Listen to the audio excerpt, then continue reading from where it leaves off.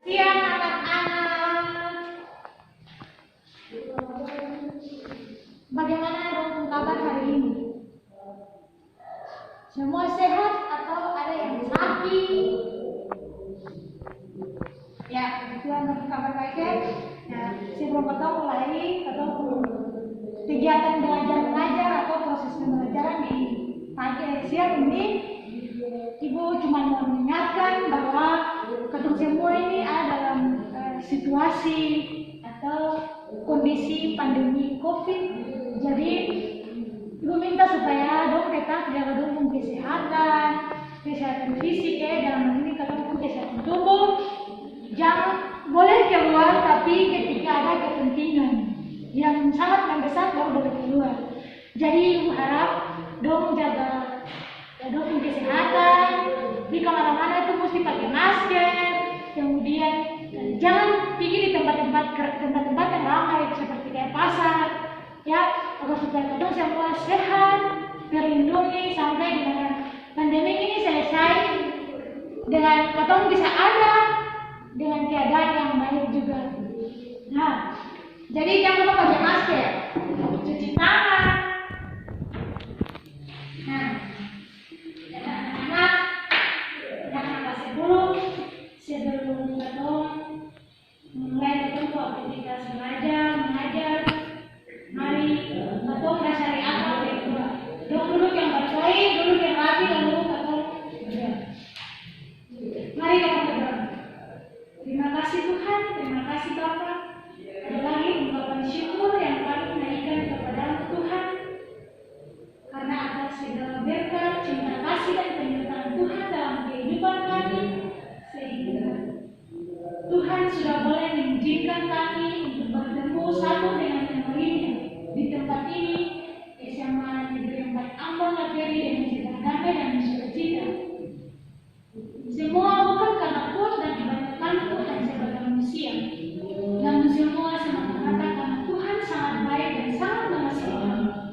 Tuhan Yesus dalam kerajaan surga. Di saat ini kami mau belajar Tuhan Yesus, tapi kami mohon Engkau mau hadir bersama-sama dengan kami, agar supaya materi yang sedang kita berikan ini dapat diterima dengan baik oleh anak-anak kelas 10 dengan segala damai dan sukacita. Berfirmanlah kepada kami Tuhan, sebab kami mau mulai aktivitas berdoa kami di saat ini. Dalam nama Tuhan Yesus kami berdoa. Amin. Nah, ketua kelas hari ini berapa orang yang hadir? Yang hadir sekarang berapa? Yang tidak hadir? Tidak, hari ini yang tidak hadir itu banyak ya. Ya, ketua kelas, Ibu minta supaya tulis nama-nama teman-teman yang tidak hadir hari ini. Lalu setelah ketemu selesai aktivitas belajar mengajar di saat ini, ketua kelas boleh kasih nama-nama ke Ibu. Nah, adik-adik, hari ini kita punya materi yang sangat menarik, ya. Kita akan membantu, kita punya topik atau materi di saat ini akan paling menarik. Jadi, topik daripada kita punya materi hari ini adalah berbicara tentang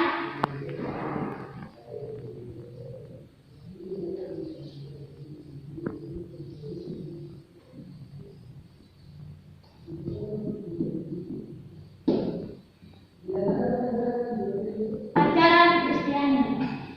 Nah, kemudian ketika Ibu menyampaikan materi ini atau topik daripada materi hari ini, adik-adik dong pasti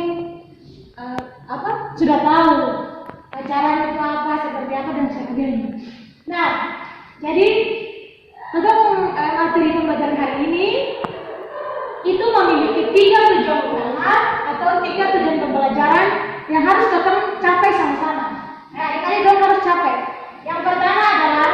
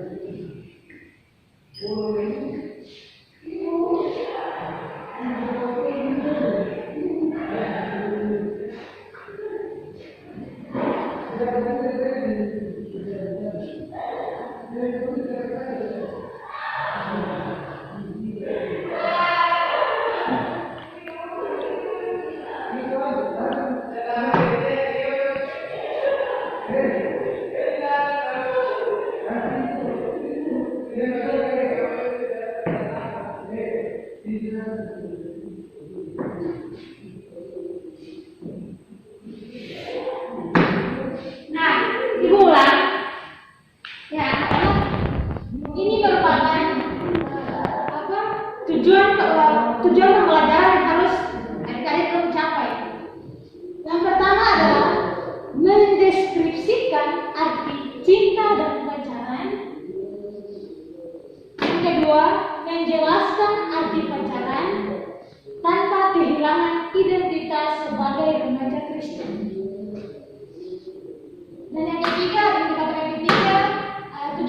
tujuan pembelajaran yang ketiga adalah mensyukuri karunia Allah yang telah memberikan masa muda yang menyenangkan tanpa kehilangan identitas sebagai remaja Kristen. Yang di belakang bisa lihat dengan jelas. Oke. Nah, dan yang menjadi ketemu landasan materi atau yang menjadi dasar daripada ketemu materi di saat ini itu terdapat di dalam Alkitab, ya, karena Alkitab merupakan dasar untuk memulai perkuliahan kita di hari ini, di mana anak-anak bisa buka pada pembacaan yang pertama itu terdapat di dalam pertama Korintus 6 ayat 18 sampai 20 yang punya di bawah topik mencari keadilan pada orang-orang yang tidak beriman. Ibu akan baca. Maaf. Di bawah topik nasihat tentang percabulan. Ayatnya yang ke-18, jauhkanlah dirimu dari percabulan. Setiap dosa lain yang dilakukan manusia terjadi di luar dirinya. Ayatnya 19, atau tidak tahukah kamu bahwa tubuhmu adalah bait Roh Kudus yang diam di dalam kamu, Roh Kudus yang kamu beroleh dari Allah, dan bahwa kamu bukan milik kamu sendiri. Dan ayat yang ke-20, sebab kamu telah dibeli dengan harga yang telah lunas dibayar. Karena itu muliakanlah Allah dengan tubuhmu. Dan pembacaan kedua itu terdapat di dalam pertama Korintus 3 ayat 16. Pertama Korintus 3 ayat 16.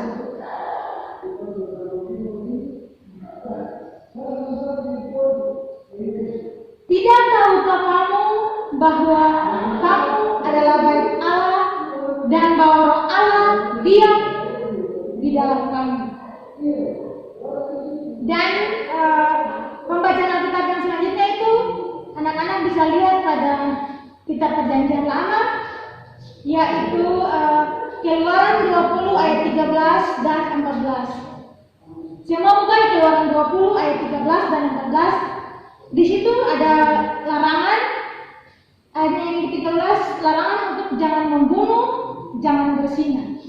Nah, yang ketiga pembacaan yang tadi Ibu sudah baca itu merupakan landasan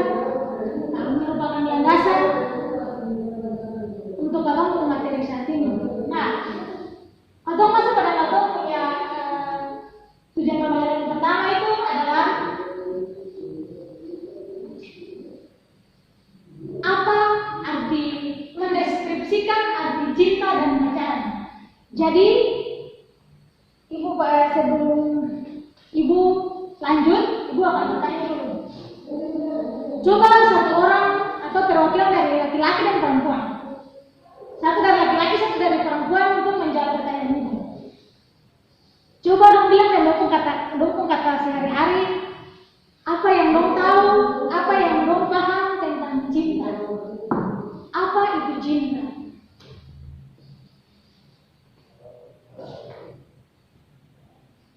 Ya, menarik sekali.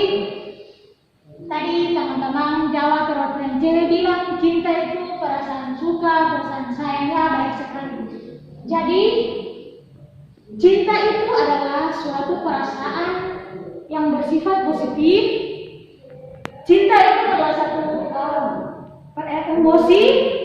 Dalam hal ini, jika dikatakan positif berarti di dalamnya terdapat kebaikan, belas kasih, kasih sayang dan sebagainya. Jadi cinta itu diartikan atau mempunyai arti bahwa cinta itu merupakan suatu perasaan mendalam dalam diri seseorang manusia kepada manusia lain, atau cinta itu adalah suatu perasaan yang terdapat di dalam diri seseorang kepada sesamanya atau kepada objek atau benda lain di sekitarnya. Jadi cinta ini dia punya arti yang sangat luas, ya. Dan ketika kita berbicara tentang cinta, maka pasti kita semua tahu cinta itu apa. Jadi cinta ini perasaan kita sayang kepada kita orang tua, sayang kepada kita teman, saudara, adik kakak dan sebagainya. Nah, kasih sayang itulah yang biasa kita bilang cinta itu. Yang berikut, apa itu pacaran? Nah, adik-adik, pacaran itu menurut Kamus Besar Bahasa Indonesia itu dia bilang pacaran ini akan berasal dari kata dasar pacar yang artinya kekasih, pujaan hati, atau bahasa muda itu bilang doi atau dia orang istimewa. Jadi pacaran ini adalah sebuah proses atau sebuah proses yang terjadi antara atau sebuah proses atau di dalamnya ini di dalam proses ini ada hubungan yang dijalin antara si A dan si B. Nah, jadi mengapa sampai dong bisa pacaran? Karena pacaran ini akan timbul karena adanya yang tadi kita bahas cinta, ya. Jadi ketika kita cinta, maka dengan cara untuk mengungkapkan kita mencinta kepada kita orang yang kita suka ini dengan cara pacaran.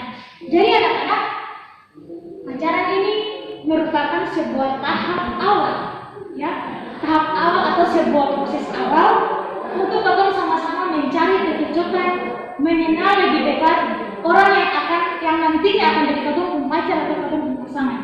Jadi ketika ada pertanyaan, beta boleh pacaran kasih, ya kan? Nah, anak-anak SMA ya tentu saja boleh berpacaran. Atau SMA itu harus perlu untuk berpacaran. Mengapa? Karena dengan pacaran ini kita bisa mengenal pasangan ini dengan baik. Ya, jadi Anda tidak anak-anak itu diberi kebebasan untuk pacaran, tapi nanti Bapak akan menjelaskan di poin kedua. Kalian bebas untuk pacaran, terserah kalian. Dan itu merupakan hak kalian yang tidak perlu untuk ibu atau orang lain itu harus memberi batas atau melarang seperti itu, karena kita Di sini sebelum pacar kasih. Ya kalau seperti kalian sih mungkin sih ada pacar ya, karena semua sudah dewasa ya. Jadi pacaran dan saya semua sebelum pacar. Nah itu adalah penjelasan tentang arti cinta dan pacaran. Indikator yang kedua adalah menjelaskan arti pacaran tanpa kehilangan identitas sebagai remaja Kristen. Nah, tadi sudah dijelaskan tentang pacaran ini ya. Jadi di sini ditekankan bahwa tanpa kehilangan identitas sebagai remaja Kristen. Nah, anak-anak, masa remaja itu adalah sebuah masa peralihan dari anak-anak ke remaja. Jadi ketika katong tahu bahwa katong sudah mulai dewasa, katong tahu katong sudah remaja, itu ditandai dengan katong perubahan fisik, ya. Jadi ketika katong sudah secara fisik itu katong bisa dikatakan dewasa, karena dapat semua orang bisa lihat dari katong punya perubahan dalam bentuk diri atau fisik. Jadi di sini ditekankan bahwa menjelaskan arti pacaran tanpa kehilangan identitas sebagai remaja Kristen. Jadi ada beberapa hal yang perlu anak-anak atau perlu kalian ketahui dan ingat bahwa kalian adalah remaja-remaja Kristen, ya. Jadi ketika kalian berpacaran harus tahu menempatkan kalian punya diri atau tahu menempatkan diri sebagai remaja Kristen. Jadi ketika mau dalam proses berpacaran kalian mau melangkah atau melakukan sesuatu yang bersifat negatif itu, kalian harus sadar bahwa identitas ini yang biasa orang bilang katong tuh jati diri. Jadi jangan sampai kehilangan katong tuh jati diri sebagai remaja Kristen. Nah, adik-adik, bagaimana katong pacaran tanpa kehilangan katong tuh identitas sebagai remaja Kristen? Jadi pacaran versi remaja Kristen ini adalah kalian boleh bebas berpacaran, ya, boleh bebas berpacaran dengan siapa saja. Tapi yang ibu mau bilang bahwa alangkah baiknya ketika mencari pasangan, mencari pacar itu harus yang seiman dengan katong atau seiman dengan kalian. Mengapa sampai dikatakan harus seiman? Karena ketika katong seiman, berarti katong bisa sama-sama saling mendukung, kemudian saling membangun katong karakter Kristus dalam katong diri. Kemudian ketika katong berpacaran seiman, berpacaran dengan orang yang seiman atau seagama dengan katong, maka di situ katong bisa saling menguatkan dengan doa, saling mendekatkan diri dengan Tuhan. Jadi misalkan ketika pacaran lalu katong pacar ini, misalkan katong pacar ini dia berbalas ibadah. Nah di situ tugas adik-adik sebagai Kristen adalah membantu dia, mendorong dia agar dia rajin beribadah. Nah itu pentingnya atau lebih baiknya berpacaran dengan orang-orang yang seiman, karena dari situlah orang-orang bisa melihat bahwa kita adalah remaja Kristen.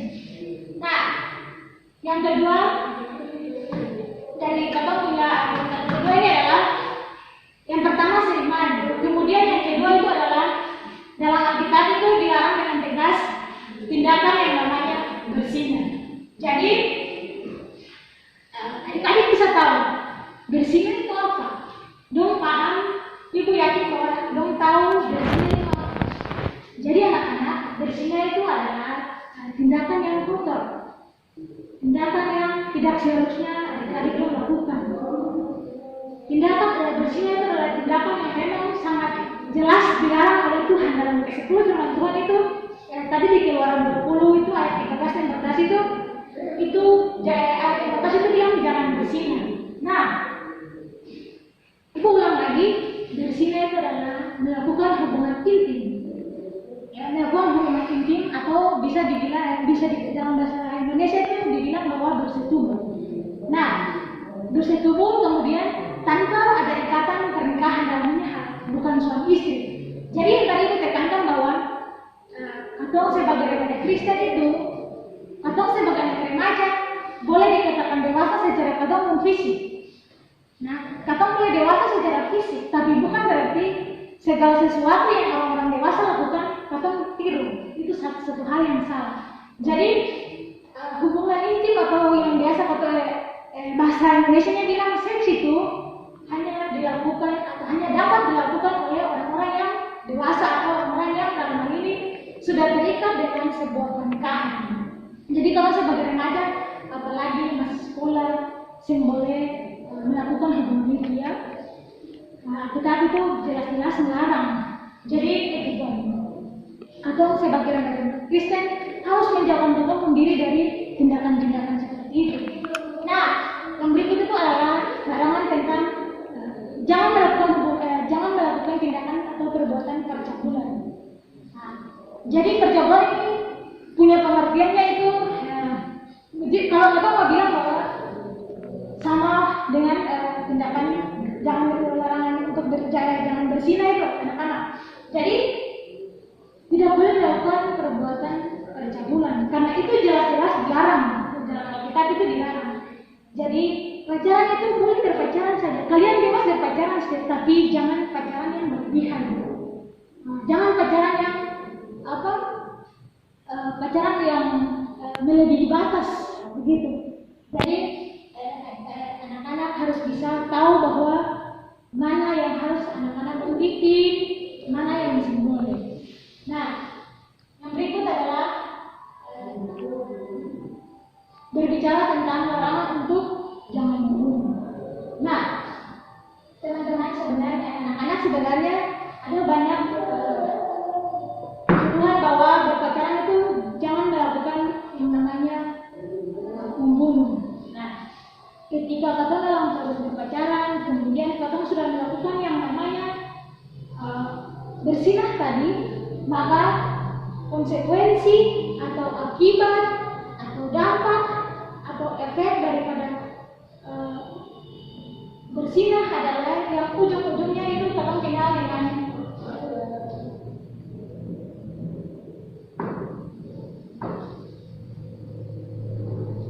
hamil di luar nikah. Nah, sebagai contoh, ketika kita di masyarakat atau bahkan di sekolah sendiri, itu kita bisa lihat contoh banyak-banyak kenyataan fakta yang terjadi di lingkungan sekitar dalam hal masyarakat itu banyak anak muda, banyak remaja Kristen yang hamil di luar nikah. Penyebabnya adalah dari kalau subah itu jangan berzina. Karena ketika kita hamil di luar nikah atau berzina, maka sudah pasti akan punya efeknya, akan punya dampak adalah untuk anak-anak seumuran kalian itu ketika hamil di luar nikah, maka sudah pasti adik-adik pun cita-cita, pun keinginan waktu masa depan itu akan terhambat. Nah, ketika kita hamil di luar nikah, itu artinya kita sudah mengatur kita tubuh ini yang di Alkitab bilang bahwa kita tubuh ini adalah bait Allah. Kita tubuh ini adalah bait kudus, tempat itu seperti berdiam dan bersenang berdiri. Nah, jadi ketika hamil di luar nikah, berarti kita sudah kehilangan yang namanya identitas sebagai Kristen.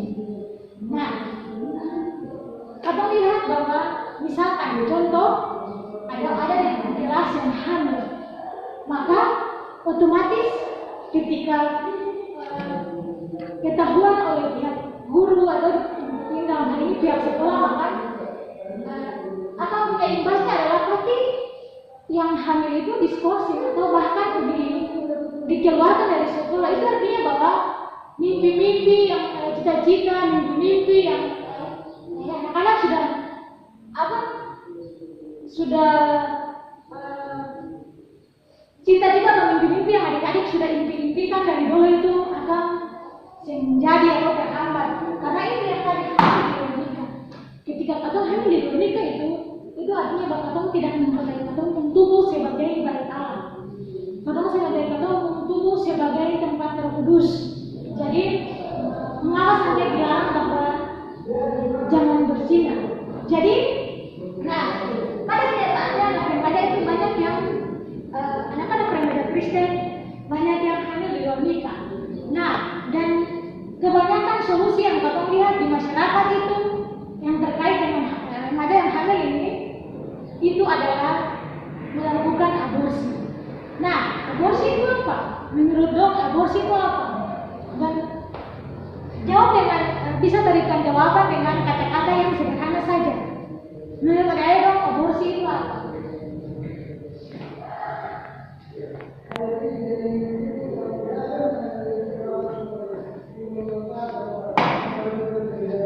jawaban yang sangat baik. Aborsi itu adalah tindakan ya. Aborsi adalah tindakan menghilangkan nyawa atau menghilangkan nyawa daripada seseorang. Anak-anak, kita harus ingat bahwa sebagai manusia Kristen, ya, hidup kita ini merupakan sebuah anugerah. Dong kenal itu dengan lagu ada bilang hidup ini adalah kesempatan. Hidup ini anugerah ya. Hidup ini anugerah. Jadi ketika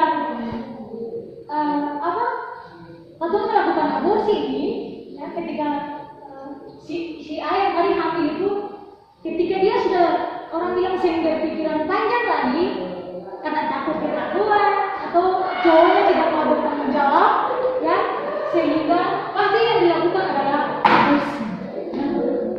Jadi aborsi ini sangat dilarang di dalam Alkitab Keluaran 20 ayat 13 tentang zaman hukum. Kadang hidup ini adalah yang tadi itu bilang anugerah. Itu artinya bahwa Tuhan suka kita kehidupan yang sangat indah. Dan yang berhak untuk mengambil nyawa kata sebagai manusia itu hanya Tuhan. Atau sebagai manusia yang ada punya hak untuk mencabut nyawa atau sesama. Karena itu merupakan hak daripada Tuhan.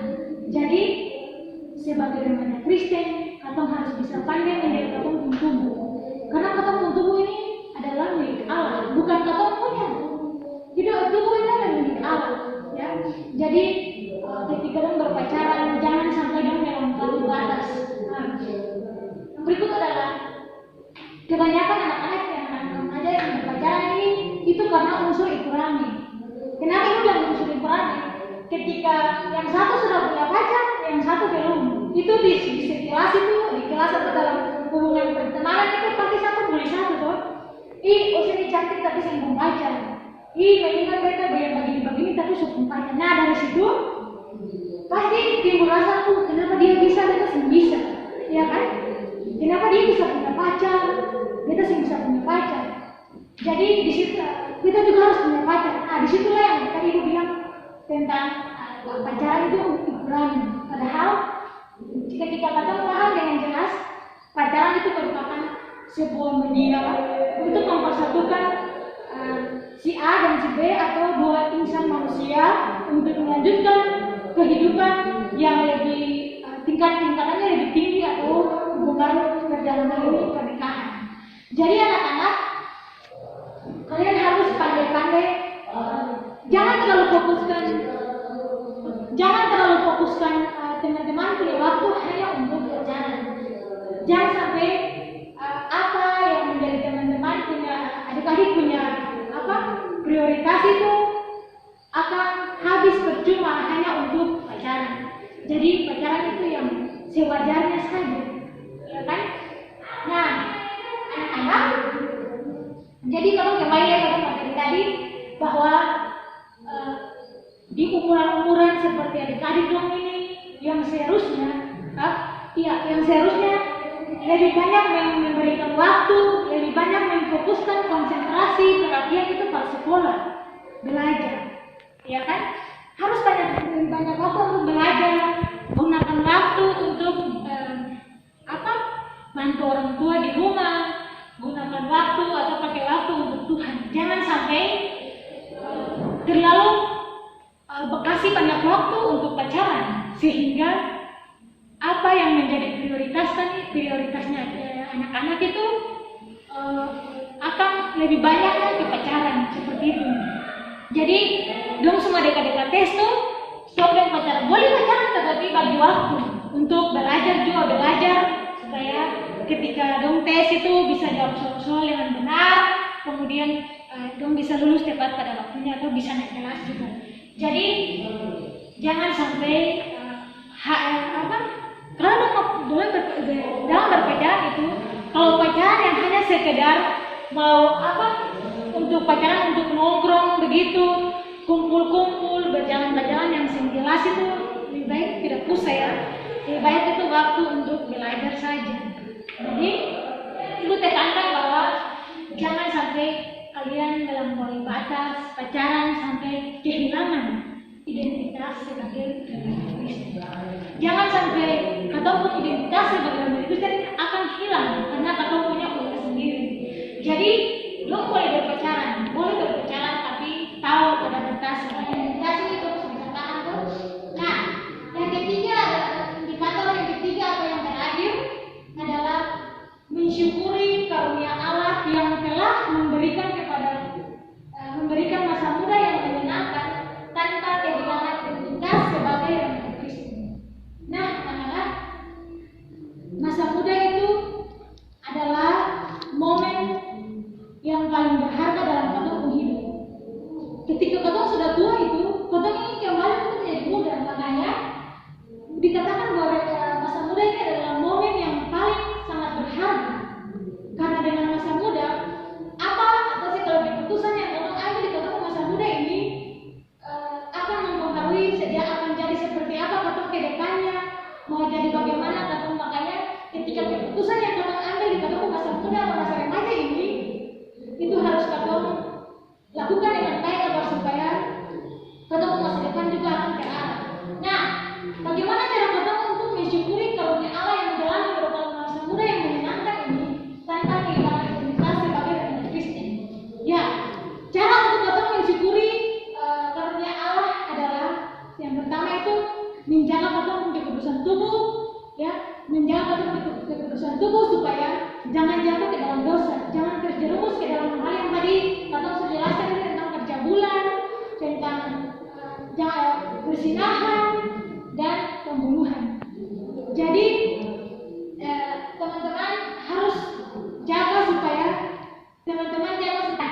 anak-anak. Jadi bagaimana cara katong mensyukuri? Katong harus bisa menjaga katong kekudusan tubuh yang merupakan milik Allah, atau tubuh yang merupakan tempat Roh Kudus berdiam.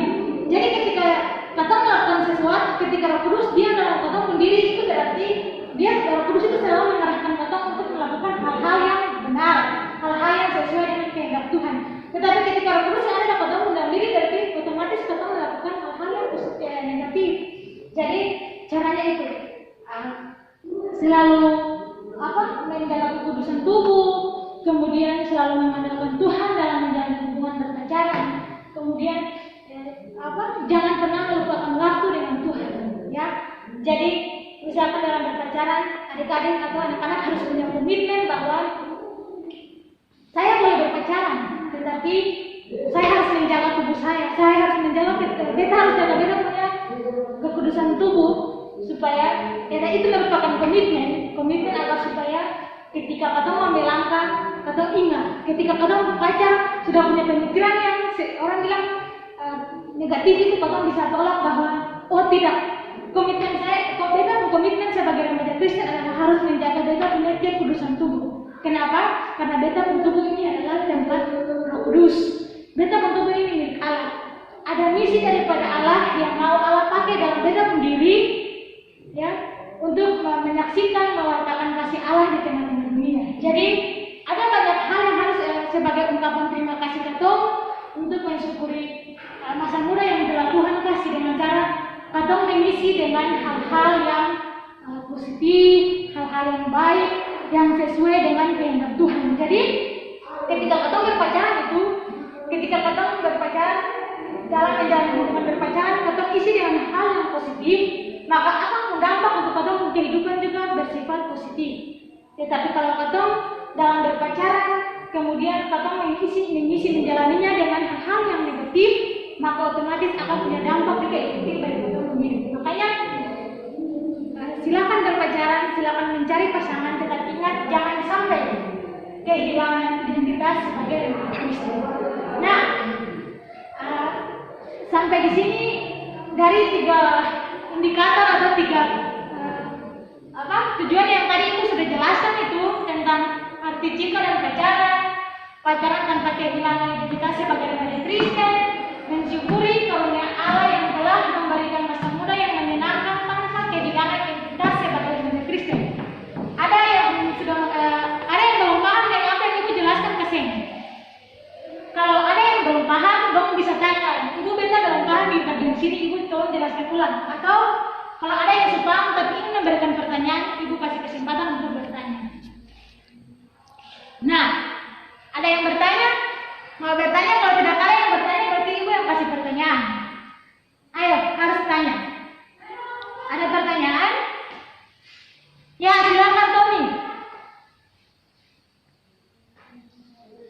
Ya, baik sekali. Ada yang lain? Ada yang lain? Masih ada yang mau bertanya lagi kesini? Nah, kalau masih ada yang bertanya kecuali Tommy, ibu akan kasih pertanyaan.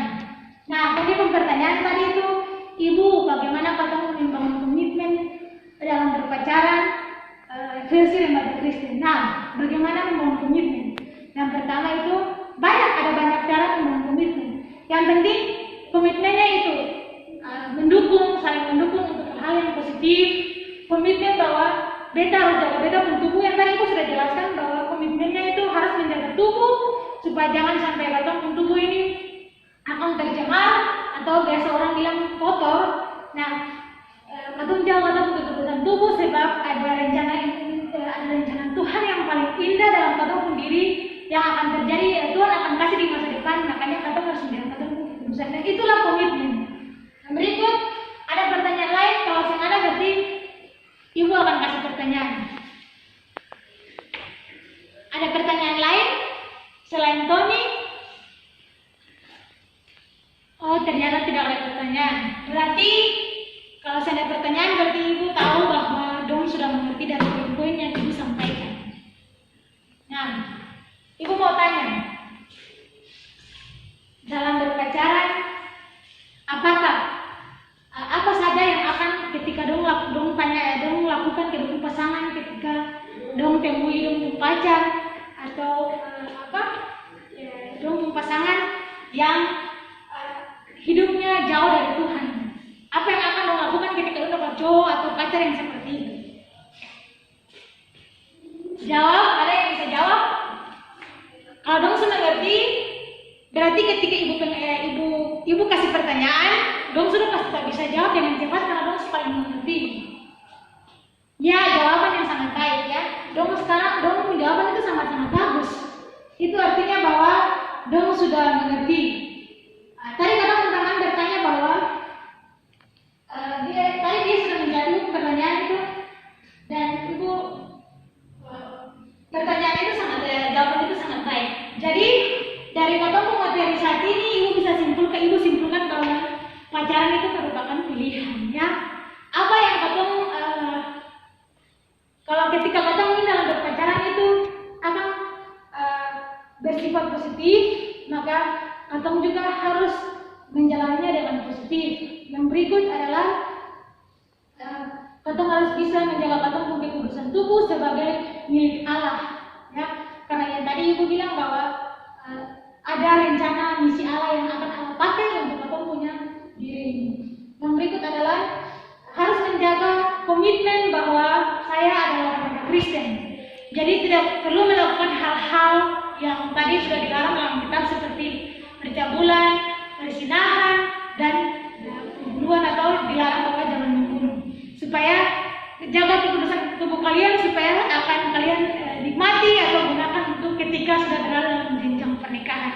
Jadi apapun yang anak-anak sebagai orang Kristen lakukan atau memilih, apapun yang kalian pilih dalam masa remaja Kristen, entah itu baik atau buruk, itulah apapun keputusan yang anak-anak putuskan hari ini di masa remaja, itu akan menentukan masa depan adik-adik ke depannya.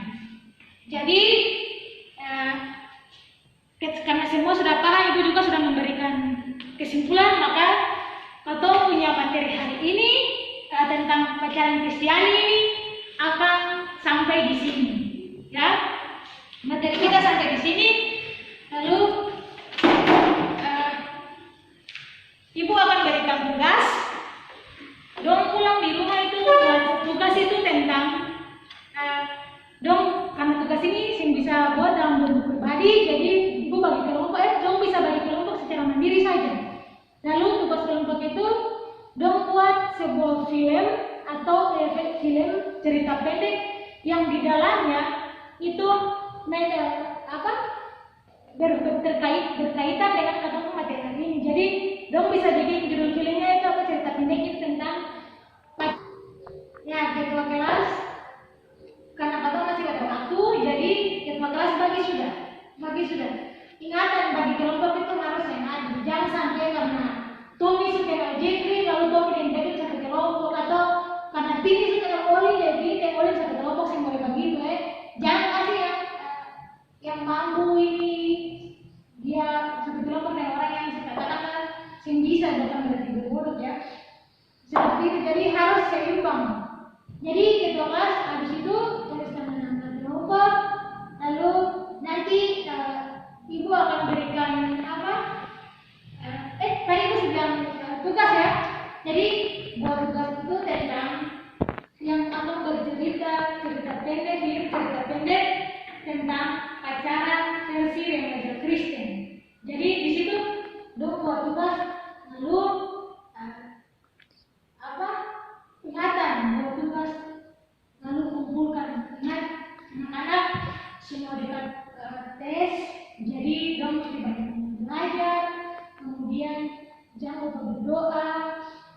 Kalau misalkan waktu untuk bantu orang tua di rumah masih sudah bantu orang tua di rumah itu saya bisa bacakan lah itu yang saya mau tahu ada pandemi jadi alangkah baiknya tinggal di rumah lalu belajar. Kalau ada tugas yang guru di sekolah kasih dong boleh bikin tugas kemudian ketika ibu kasih materi jangan cuma habis jam itu lalu dong saya belajar lain. Alangkah baiknya ketika daripada dong waktu kosong ini daripada waktu kosong akan terbuang percuma lebih baiknya dong gunakan untuk baca ulang materi yang tadi ibu kasih supaya akan bisa tetap hangat atau tetap ada dalam pikiran supaya ketika ada UAS nanti pasti ketika ada tes nanti soal ini juga pasti akan keluar. Makanya gunakan waktu sebaik mungkin lalu ada tugas atau apa yang diberikan oleh guru dong kerja lalu untuk atau punya tugas materi itu di minggu depan itu adalah tentang persahabatan. Jadi ketika pulang boleh cari referensi di Google atau cari materi tentang persahabatan karena minggu depan ini tuh ketemu materi sangat menarik yaitu tentang persahabatan yang tadi ibu bilang. Jadi dong harus cari materi, belajar materi, baca materi supaya nanti ketika ketemu belajar masuk minggu depan itu sudah bisa punya bayangan atau sudah bisa punya sedikit konsep persahabatan. Nah, kemudian ingatan kumpul tugas itu tepat waktu. Jadi ibu kasih dong 1 minggu nih, 1 minggu untuk bikin tugas berarti sebelum masuk kelas ketika kumpul tugas itu dong saya kumpul berarti kelompok itu saya bisa ikut mata pelajaran dan materi hari itu. Jadi harus ingatan saya mau buat lalu kumpul tepat pada waktunya. Nah, anak-anak sebelum ketemu pertemuan di hari ini, ibu minta supaya dong merapikan tempat duduk, lalu siapkan hati, lalu katong berdoa supaya nanti katong bisa kegiatan atau katong proses hari ini. Duduk yang rapi anak-anak. Nah yang main-main HP itu stop dulu, katong harus berdoa baru main HP juga. Kalau bisa. Nah, mari kita berdoa. Terima kasih Tuhan atas waktu berharga yang telah Tuhan berikan kepada kami. Di saat ini Tuhan Yesus kami telah melakukan segala aktivitas kami dari awal, pertengahan, hingga berakhirnya pertemuan kami di saat ini dengan segala damai dan sukacita. Dan biarlah materi yang tadi diberikan dapat diterima dengan baik dan dapat dijadikan pegangan